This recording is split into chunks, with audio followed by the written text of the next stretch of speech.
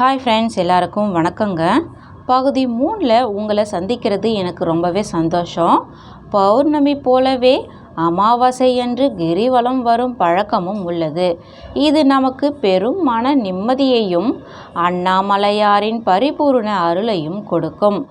பௌர்ணமி அன்று வலம் வருவது பொருளையும் அமாவாசை என்று வலம் வருவது அருளையும் தரும் என்பார்கள். அப்படியானால் பௌர்ணமி அமாவாசை நாள்களிலும் குறிப்பிட்ட சில விசேஷ தினங்களிலும் மட்டும்தான் கிரிவலம் செல்ல வேண்டுமா என்ற கேள்வி அனைவரும் மனதிலும் எழும்.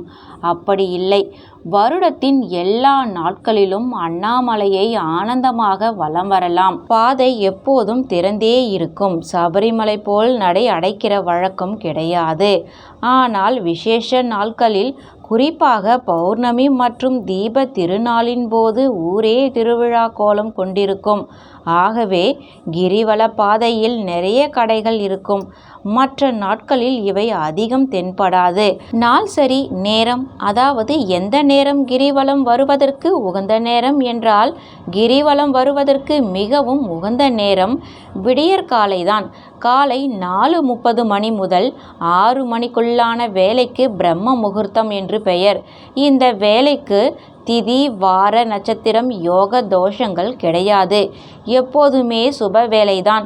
இந்த நேரத்தில் எழுந்து குளித்து இறை வழிபாட்டை நிறைவேற்றி நமது வேலைகளை செய்ய தொடங்கினால் அன்று முழுவதும் சுபம்தான். இதனால அந்த நேரத்தையே கிரிவலத்துக்கும் உகந்ததாக குறிப்பிடுகிறார்கள்.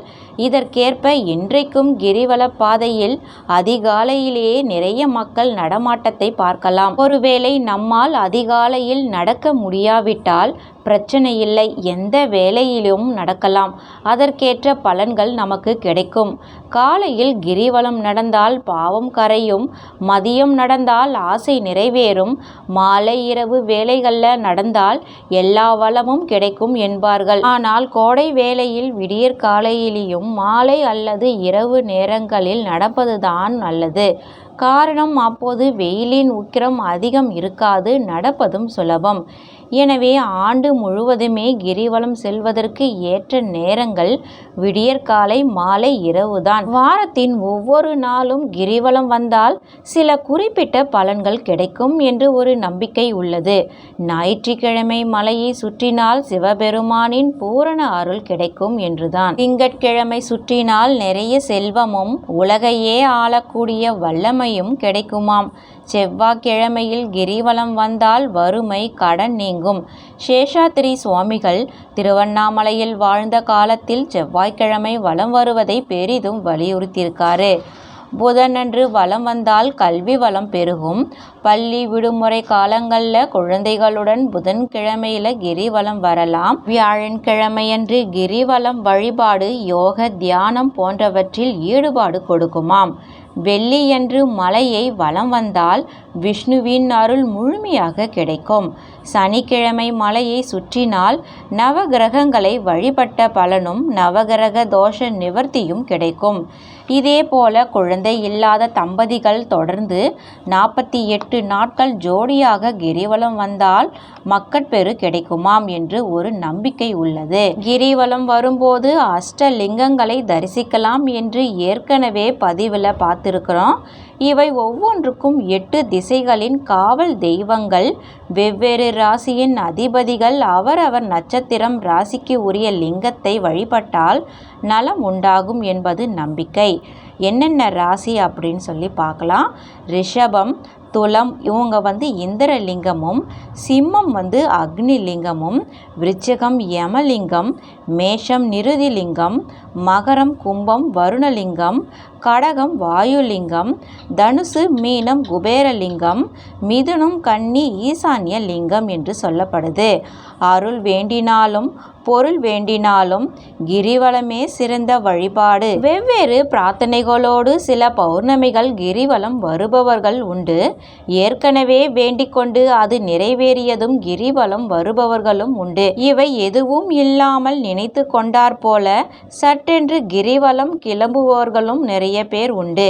கிரிவல மகிமையை பார்த்தோம். அதை சரியான முறையில் நிறைவேற்றுவதற்கு தேவையான சில அடிப்படை விஷயங்களை இப்போது இப்போது தெரிந்து கொள்ளலாம். கிரிவல பாதை என்பது மலையை சுற்றி அமைந்திருக்கும் வெளி அடிவார சாலையே. இந்த சாலையின் நீளம் சுமார் 14 கிலோமீட்டர்கள். இது நடக்க முடியாத தூரம் இல்லை. திருப்பதி சீனிவாச பெருமானை தரிசிப்பதற்கு பக்தர்கள் பலர் மலையேறி நடந்தே வருவதுண்டு. இது 11 கிலோமீட்டர் தூரம். இதேபோல சபரிமலை யாத்திரை போகும் பக்தர்கள் எருமேலியில் தொடங்கும் பெருவழியில் சென்றால் 45 கிலோமீட்டர் தூரம் நடக்கிறார்கள். இவையெல்லாம் மலைமேல் ஏறும் பாதைகள். ஆனால் திருவண்ணாமலையின் கிரிவல பாதை மலையை சுற்றிதான் வருகிறது. வழக்கமான சாலைகளில் நடப்பது போல்தான். மலையே கடவுள் என்பதால் நாம் மலை மீது ஏற வேண்டியதில்லை.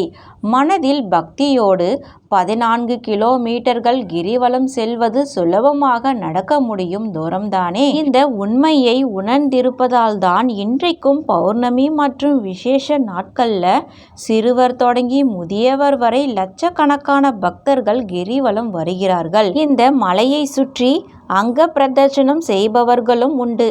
மலையை வணங்கியபடி உடம்பை உருட்டிக்கொண்டே மலைவலம் வரும் மரபு நீண்ட காலமாக இருக்கிறது.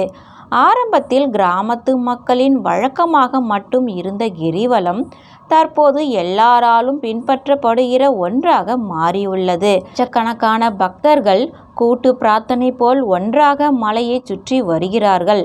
பகல் இரவு எந்த நேரமும் கிரிவல பாதையில் யாராவது நடந்து கொண்டே இருக்கிறார்கள். கிரிவலம் வருவதற்கு முன் வழக்கமாக கோயில் செல்வது போல் குளித்து சுத்தமாக செல்வது அவசியம். சபரிமலை மற்ற யாத்திரைகள் போல் குறிப்பிட்ட விரதம் எதுவும் கிடையாது. ஆனால் வயிறு நிறைய சாப்பிட்டு விட்டு நடக்கலாகாது என்பார்கள். இதனால் பக்தர்கள் கிரிவலம் வந்து வழிபாடு முடிந்தவுடன் தான் உணவு உட்கொள்வது வழக்கம். 14 கிலோமீட்டர் நடக்க வேண்டும் என்பதால் உணவு உண்ட பின் நடப்பது சிரமம். கிரிவலம் வருவதற்கு எந்த கட்டணமும் கிடையாது. அரசாங்கமோ திருக்கோவில் நிர்வாகமோ இதற்கு கட்டணம் வசூலிப்பது இல்லை. இந்த பாதை கார்கள் பஸ்கள் செல்லும் நெடுஞ்சாலைதான் என்பதால் நல்ல அகலமான தார் போட்ட சாலைகள். பெரும்பாலான இடங்கள் சுத்தமாக இருக்கும். அண்ணாமலையார் கோவில் கிழக்கு ராஜகோபுரத்தில் அருணாச்சலரை வணங்கி கிரிவலம் தொடங்குவதுதான் முறை. கிரிவலம் வருவதற்கு 2 பாதைகள் உண்டு. உள்கிரிவல பாதை மற்றும் வெளிகிரிவல பாதை. உள்கிரிவல பாதை என்பது மலையை ஒட்டி அமைந்துள்ள காட்டு வழி. அதில் கிரிவலம் சென்றவர்கள் பல உன்னதமான அனுபவங்களோடு திரும்பியதற்கான பதிவுகள் இருக்குது அப்படின்னு சொல்கிறாங்க. இந்த உள்கிரிவல பாதையில் காட்டு சிவன் குகை கோயில், கண்ணப்ப நாயனார் கோவில், தாமரைக்குளம், குகை நமச்சிவாயர் கோவில் என்று பல திருத்தலங்கள் இருக்குது. சித்தர்களும் சாதுக்களும் இந்த பாதையில் கிரிவலம் செல்வதாக சொல்லப்படுகிறது. வெளியே உள்ள பாதை சமதளமாக தார் ரோடு போட்டு பிரமாதமாக பராமரிக்கப்படுகிறது. உள்பாதை கரடுமுரடாக இருக்கும். சில பகுதிகளில் மலை ஏறுவதைப் போலவே அமைந்திருக்கும்.